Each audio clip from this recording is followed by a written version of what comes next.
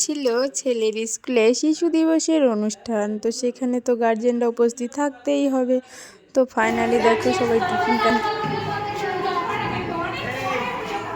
Tiffin pack করা complete. এবার দেখো আমরা এখানে এখনই অনুষ্ঠানটা শুরু হবে। তো সবাই এখানে যার যার নিজের আসনে বসে পড়েছি। একটা বই খুলে বসুন, তাহলে দেখবেন এটা করতে করতে তার মধ্যে একটা পড়ার অভ্যাস জন্মাবে। বাচ্চারা বেশি অনুকরণ করে, শিখে ওইভাবে অনুকরণ থেকে। তা আমার ব্যক্তিগত একটা খুব মানে পড়ার জন্য, আর আমি মা বাবা হয়ে পাশের ঘরে টিভি দেখছি।